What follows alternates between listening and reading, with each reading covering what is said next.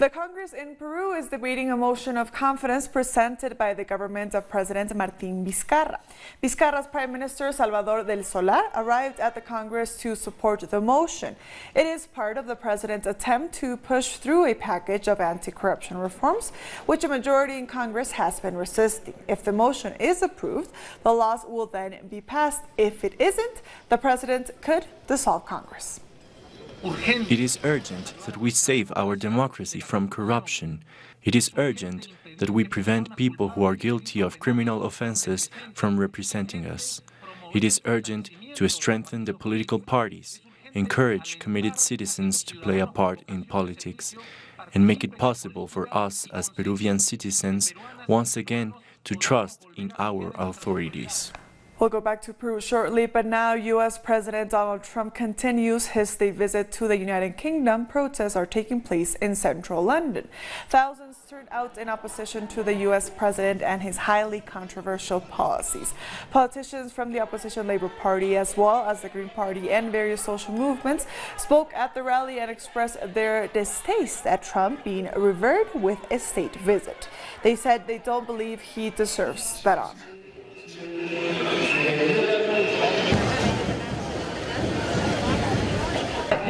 Even today he's going to say that he didn't see any protests. There were no protests against him. For us, it's important to keep coming out here and showing that you can keep lying and you can keep saying that there aren't people that disagree with you, but there's an enormous amount of people that want him to know that there are people that disagree with him, and we're going to keep coming out until he gets that message. Our correspondent in London, Pablo Navarrete, has more. Here in central London, thousands of people have come out into the streets to protest Donald Trump, the US president's 3-day visit to the UK. He arrived yesterday at around 9 a.m. and even before arriving he has caused controversy by tweeting insults to the London Mayor Sadiq Khan, who had written an article in the Sunday Observer newspaper likening Trump's rhetoric to that of 20th century fascists. Now, last night there was a state banquet laid on for him, which was boycotted by the leader of the main opposition party, the Labour Party, Jeremy Corbyn, who is currently speaking on a platform around the corner to the crowd. He has supported today's protest and called on people to support Trump's visit to the UK. So Trump has 3-day visit has caused controversy, and the people out on the streets today are migrant groups, Latin Americans, and a range of other social movements who are very critical of the fact that he's been afforded such a lavish welcome by the British government and the British state. We thank Pablo Navarrete for that report. Addressing the anti-Trump protesters, the Labour Party leader, Jeremy Corbyn, called for an end to racism, misogyny, and religious persecution. He added that mobilizations against political extremism demonstrate the people's determination for positive change. So I say to our visitors that have arrived this week, think on, please, about a world that is one of peace and disarmament, is one of recognizing the values of all people, is a world that defeats racism, defeats misogyny, defeats the religious hatreds that are being fueled by the far right in politics in Britain, in Europe and the United States. Do you know what? Together we can make a big difference. Together we can change this world. Together we can bring about that peace and justice. And by our demonstration here today, we've shown just how determined we, all of us, are to achieve that better place and that better world. Thank you for being here today for peace, for justice and disarmament. Meanwhile, during a joint news conference with outgoing PM Theresa May, Trump once again took aim at the Mexican government, which he accused of not doing enough to stop what he called an immigrant invasion. Mexico has something to prove. But I don't want to hear that they're run by the cartels. You understand. You report on it all the time. A lot of people do. That would be a terrible thing. Mexico should step up and stop this onslaught, this invasion into our country.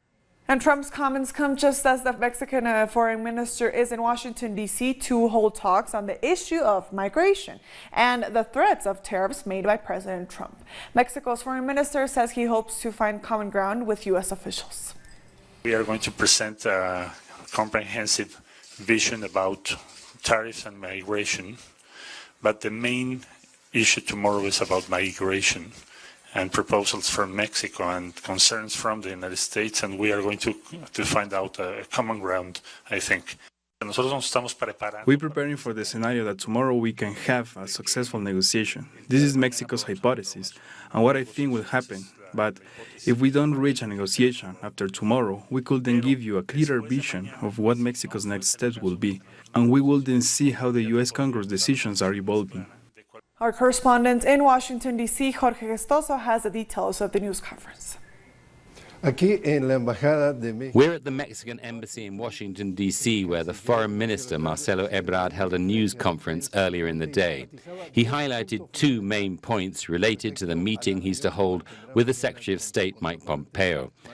First, he said he's confident common ground will be found between the two sides over the controversial threat made by the U.S. government to impose tariffs on Mexican products starting on June the 10th. Ebrard says there's an 80% chance of an agreement to stop these tariffs. Secondly, he highlighted that his team has nearly finished putting together its proposal for Wednesday's talks. For their part, U.S. officials have told the Mexican authorities that they will receive the U.S. proposal a few hours before their meeting. According to Ebrard, Mexican private businesses are fully supporting the government's stance in these talks. Meanwhile, on Tuesday, the Washington Post published an article which stated that lawmakers of the Republican Party are discussing having a vote in Congress to undo the proposed tariffs against Mexico, which could be a significant break in the ranks of the Republican Party. We thank Jorge Gestoso for that report. Doctors and teachers have been holding more demonstrations in Honduras, even after the government revoked 2 emergency decrees at the heart of the protests. They say this is nothing but a hoax from the government in order to stop the protest. Late Sunday night, President Juan Orlando Hernandez announced he had cancelled 2 emergency decrees that sought to privatize the health and education sectors. We decide to repeal these decrees. They have been eliminated. They no longer exist. Early on Monday, teachers' unions announced new mobilizations despite the president's declaration. Doctors and teachers say their leaders were not part of any negotiations. Therefore, Hernandez's announcement was invalid. While the government of Juan Orlando Hernandez decided to cancel decrees which sought to privatize health and education, union leaders say they will continue to take to the streets until the reasons behind the repeal are made clear. Teachers have been on the streets for over a month. For them, this repeal is a halfway measure because it only benefits the healthcare sector, and many see it as a way to weaken their resolve. What we can see is that these decrees haven't actually been repealed. They want to divide us and leave teachers standing on their own, knowing full well that the education sector is going to have it the worst.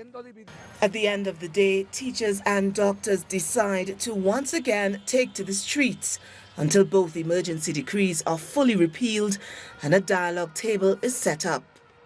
The people can see through the facade. The only way forward is to take the streets, to continue pressuring the government. Teachers and doctors must stand united. The national strike is set to continue, with demonstrations and roadblocks to take place throughout the nation. We'll be back very soon. Stay with us.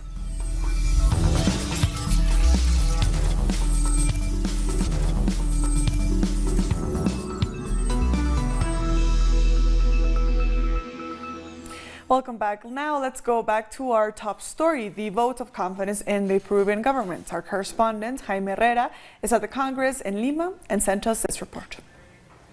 What is being debated here in the Congress now is of huge interest to the Peruvian population in general, and that is the motion of confidence presented by the government of President Martin Vizcarra.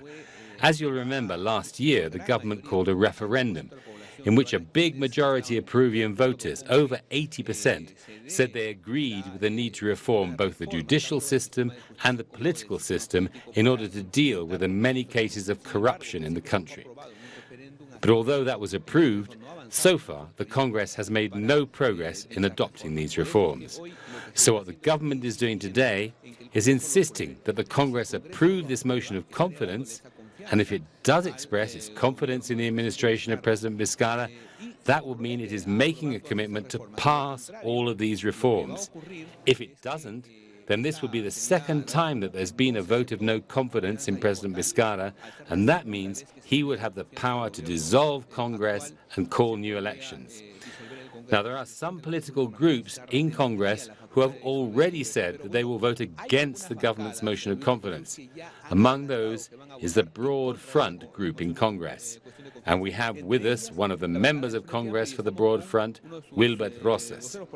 So, Congressman Rosas, why have you decided to vote against this motion? Although with this confidence motion, the government is putting forward a number of measures that are worthy of our consideration for the reform of the Constitution, it seems to us that these are really just palliative measures. The fundamental issues are not those that are up for discussion at the moment in this constitutional reform.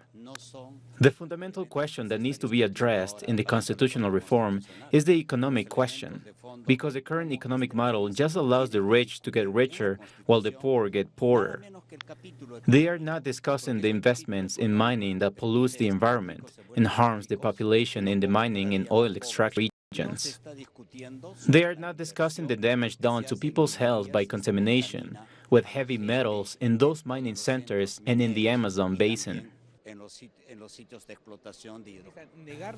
Voting down the confidence motion would give the president the right to dissolve Congress. Are you in agreement with that? I think we support what the country wants. And what the country wants is that this Congress be closed. Why?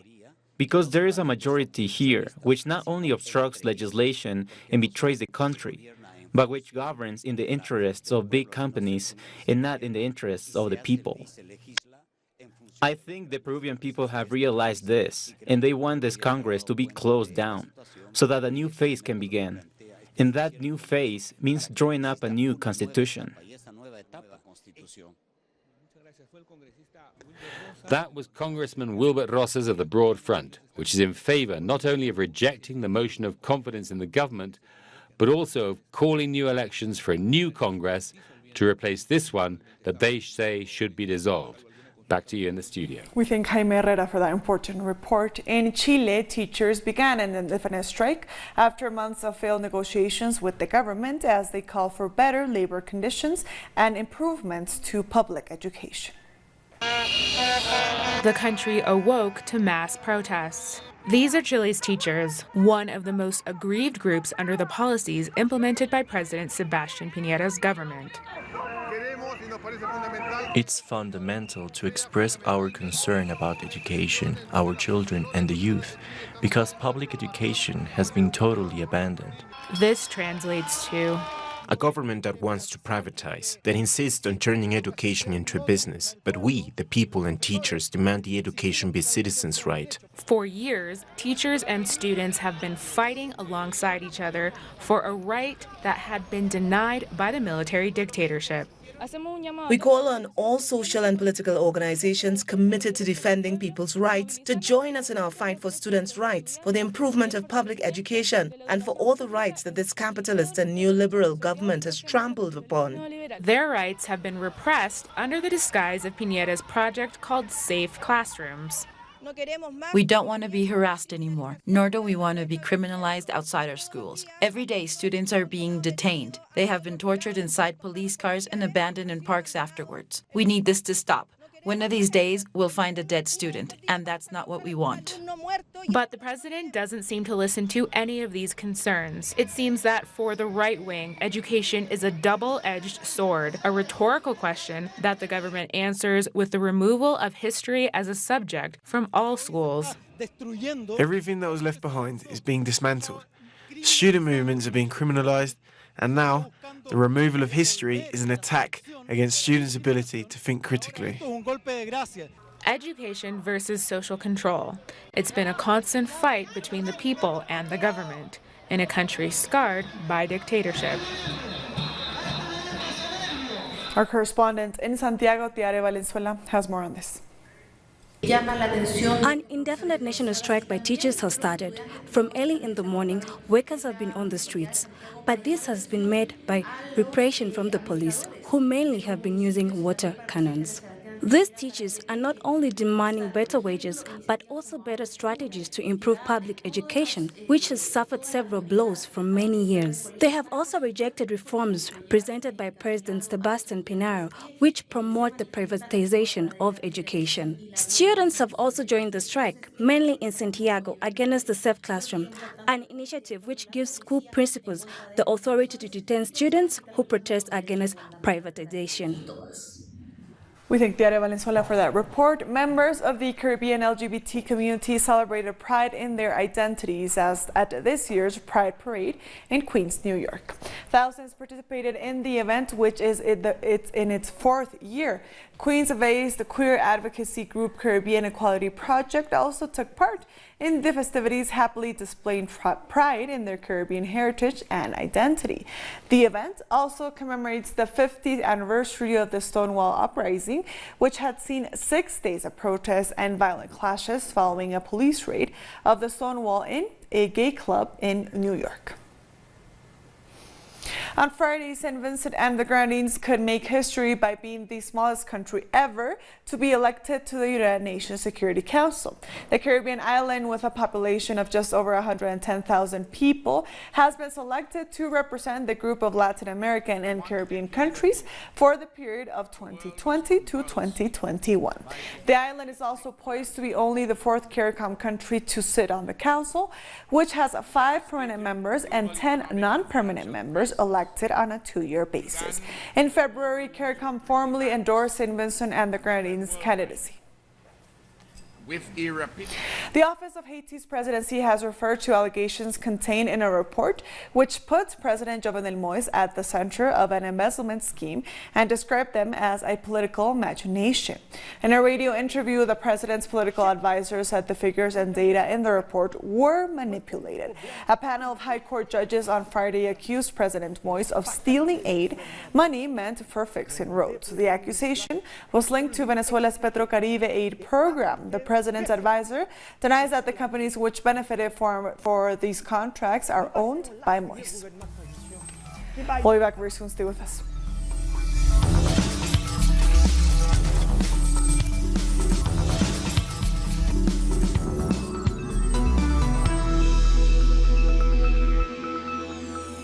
Welcome back. Sudan's military council has announced it will cancel all previous agreements with the opposition and hold elections within the next 9 months. In a televised statement, the head of the military council, Abdel Fattah al-Burhan, said they would stop all talks with the opposition alliance, whom he accused of being responsible for the deadlock in negotiations for a transitional government.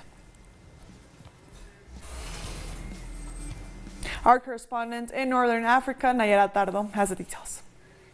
The president of the Transitional Military Council announced on Tuesday the suspension of all the agreements reached with protest leaders and asked for elections within 9 months.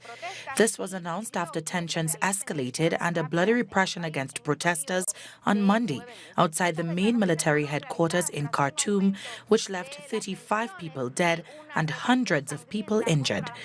According to the Sudanese Doctors Central Committee, the protests began at the end of 2018 to reject the rise of prices in basic products and food, and then demanded the resignation of President Omar al-Bashir, who was removed from power by the military on April 11th. Al-Bashir ruled for almost 30 years, and after his removal, the protests continued. Now against the military junta imposed after the coup. Protesters insist that power must be transferred to civilians. Meanwhile, the military has closed the main roads and bridges in the city, and access to internet has been blocked to prevent new protests. The UN Secretary General strongly condemned the excessive use of violence by security forces against protesters. The UN Security Council is set to discuss these tensions, which could grow, as the Professional Association in Sudan, a key member of the Alliance for Freedom and Change, called on the people to protest peacefully on Tuesday, the last day of the holy month of Ramadan, and to pray for the martyrs that died during the protest. We thank Nayara Tardo for that report. Ebola cases in the Democratic Republic of Congo have exceeded 2,000, according to the World Health Organization. A spokesperson for the organization says increasing security incidents in the country are holding back effective response to the epidemic. Last month, militiamen attacked a hospital in Butembo City, killing a doctor from Cameroon working for the health agency. The organization has been constantly forced to suspend its activities, sometimes for a few days at a time, giving the virus the chance to spread faster. Since the beginning of the outbreak, there were 2,008 cases, including 1,346 deaths.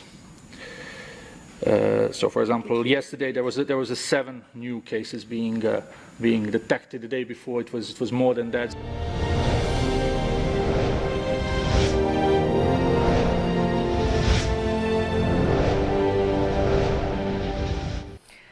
Culture has long been an important tool for recovering the history of the African continent. Now, it's a key part as the people of Mozambique recover from the devastation left by Cyclone Idai in March. Our correspondent Andre Vieira has a special report in the last part of our series, Mozambique, the People Rebuilt. Multilingual, multicultural, and multi-ethnic are just some of the adjectives to describe Mozambique, a country that until 1975 was a Portuguese colony. When the colonialists were in Mozambique, our traditions were hardly visible because there was very little space to present our culture. Then there was the struggle for national liberation, which lasted 10 years. The colonialists left Mozambique to control, and that's when our African traditions came to the fore. This is a country of many different rhythms, colors, dishes, and beliefs. Tradition is at the heart of all of these, and it is strongest in rural communities like this. 43 languages are spoken in Mozambique. In this community, the language is Ndao. The same diversity is expressed in the different kinds of food they grow. Corn, mangoes, sweet potatoes, cassava, inemba beans, and bete beans, we plant them all here. But this year, the harvest failed because of the drought.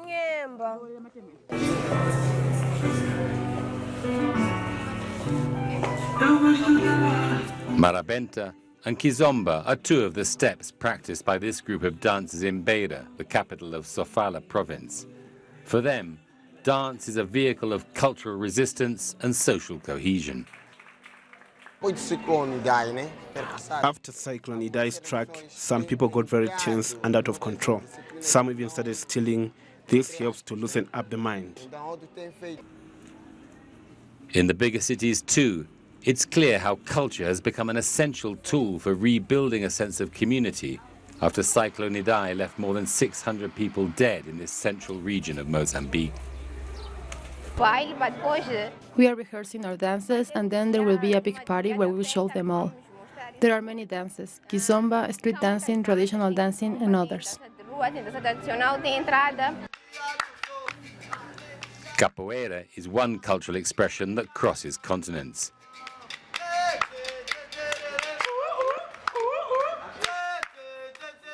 This 19-year-old was baptized by his group as Zumbi, an important warrior who led the fight for freedom of Africans enslaved in Brazil. We have to keep the tradition going, and that's why we practice this, so we don't lose the traditions of our elders, so that we keep them up. The African continent was the cradle of humanity, and in spite of the huge challenges they face, people here are determined to defend a culture that goes back thousands of years. Being here has given us a chance to learn firsthand about a history we never got taught at school. Desde la provincia de Sofala, André Vieira, Sebastián Soto, Telesur, Moçambique. And with that, we've come to the end of this news brief. These and other stories, as always, find them on our website at telesurenglish.net. And also join us on social media. We are on Facebook, on Twitter, and on Instagram. For Telesur English, I am Estefania Bravo. Thank you for watching.